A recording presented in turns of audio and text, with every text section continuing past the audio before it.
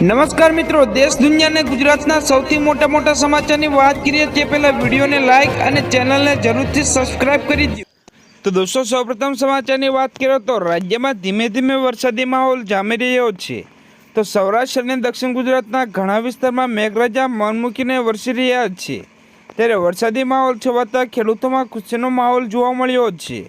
તો મેઘરાજા મન મૂકીને વરસ્યા છે। દોસ્તો, ફટાફટ બીજા સમાચારની વાત કરીએ તો છેલ્લા 24 કલાકમાં 34 તાલુકામાં વરસાદ। તો જૂનાગઢના વિસાવદરમાં 1 ઇંચથી વધુ વરસાદ વરસ્યો, જ્યારે વલસાડ જિલ્લાના ધરમપુર અને કકરાપાડમાં 1 ઇંચ વરસાદ રહ્યો। તો વરસાદ પડતા ખેડૂતોમાં ખુશીનો માહોલ સર્જાયો। તો દોસ્તો, ફટાફટ બીજા સમાચારની વાત કરીએ તો રાજ્યમાં ચર્ચાનો સૌથી મોટો મુદ્દો પાટનગરમાં છેલ્લા 2 વર્ષથી ચાલી ટેટના ઉમેદવારના આંદોલનની અસર દેખાઈ રહી છે।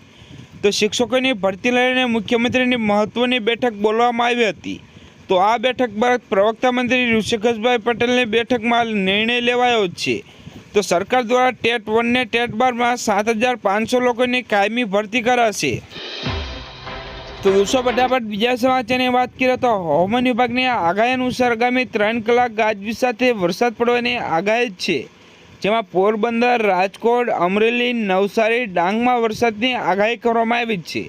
તો આ સાથે ભાવનગર, ગીર સોમનાથ, જૂનાગઢ, સુરત, વલસાડ, દમણ અને દાદરાનગર હવેલીમાં વરસાદની આગાહી કરવામાં આવી છે। દોસ્તો, ફટાફટ બીજા સમાચારની વાત કરીએ તો રાજ્યમાં મેઘરાજાએ એન્ટ્રી લઈ લીધી છે।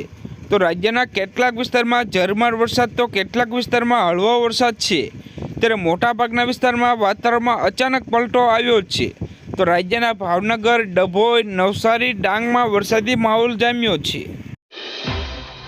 તો દોસ્તો, ફટાફટ બીજા સમાચારની વાત કરીએ તો હવામાન વિભાગની આગાહી અનુસાર આગામી 24 કલાક ગુજરાતમાં સૌરાષ્ટ્ર માટે ભારે તો સાયક્લોનિક સર્ક્યુલેશન સક્રિય થતાં ભારે વરસાદની આગાહી। તો આજે નવસારી, વલસાડ, સુરત, દમણ, દાદરાનગર હવેલીમાં વરસાદ પડી શકે છે, જ્યારે ચોમાસાની ગતિ નવસારીમાં સ્થિર છે।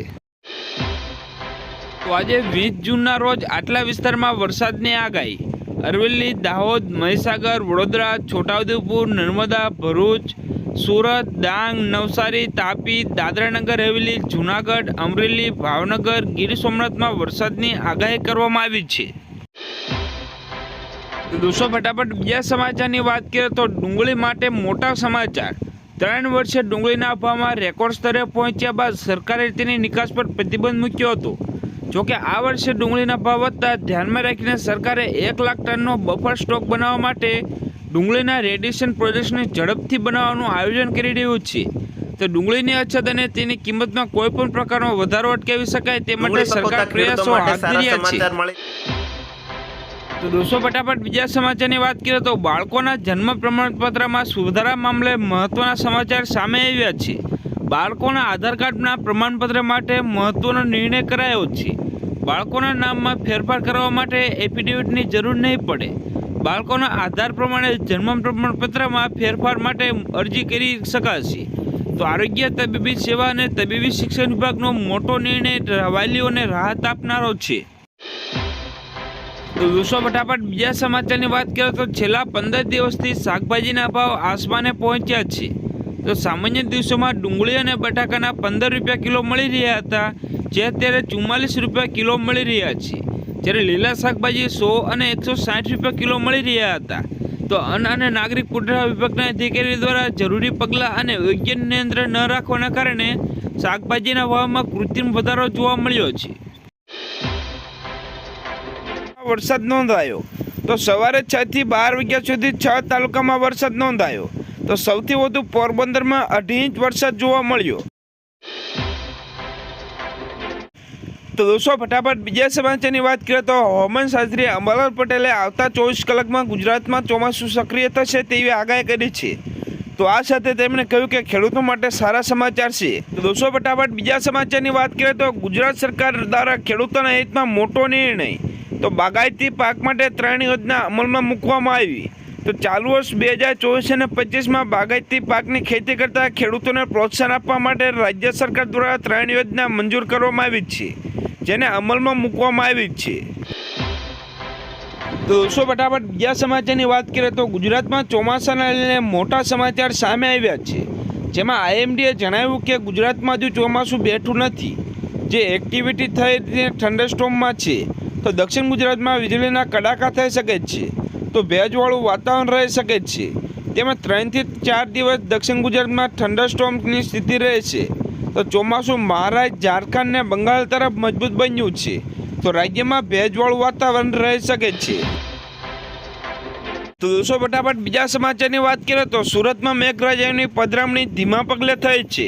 તો વહેલી સવારથી વાતાવરણમાં પલટો આવ્યો હતો, તો ધીમી ધારે વરસાદ શરૂ થયો હતો. તો વરોસા, કતારગામ, લિંબાયત, ઉધના, રાંદેર સહિતના વિસ્તારમાં વરસાદ પડ્યો હતો. તો હળવા વરસાદના કારણે વાતાવરણમાં ઠંડક પ્રસરી ગઈ હતી.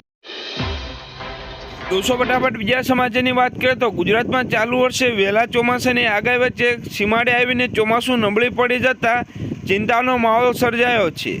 જો ચોમાસું ખેંચાય તો આગામી દિવસોમાં પીવાના પાણી સહિતની બાબતો અંગે સર્જાનાર સ્થિતિમાં રાજ્ય સરકાર સમીક્ષા શરૂ કરી છે. તો વિવિધ સરકારી વિભાગો પાસેથી વિગતો મંગાવી છે. તો દોસ્તો ફટાફટ બીજા સમાચારની વાત કરીએ તો પાકિસ્તાન આવતા વર્ષે આઈસીસી ચેમ્પિયન ટ્રોફી 2025નું યજમાન કરવાનું નક્કી કરે છે. તો તમને જણાવી કે દઈએ કે લગભગ 7 વર્ષ બાદ ફરી એકવાર આ ટુર્નામેન્ટનું આયોજન કરવામાં આવશે. તો છેલ્લી વખત હતી પાકિસ્તાની ટીમ ફાઇનલમાં ભારતને હરાવીને ટાઇટલ જીત્યું હતું. તો ભારતે પાકિસ્તાનમાં જવા માટે ઇનકાર કર્યો છે.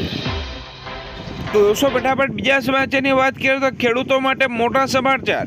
વડાપ્રધાન નરેન્દ્ર મોદી તેમના 3જા કાર્યક્રમ પહેલા દિવસે પીએમ કિસાન સન્માન નિધિ યોજનાના 17મા હપ્તાની ફાઇલ હસ્તાક્ષર કર્યા હતા. તો હપ્તાની તારીખ પણ બહાર આવી ગઈ છે. તો કેન્દ્રીય કૃષિ અને ખેડૂત કલ્યાણ ગ્રામીણ વિકાસ મંત્રી શિવરાજસિંહ ચૌહાણે પીએમ કિસાન યોજનામાં 17મા હપ્તાની રિલીઝ તારીખ વિશે માહિતી આપી છે.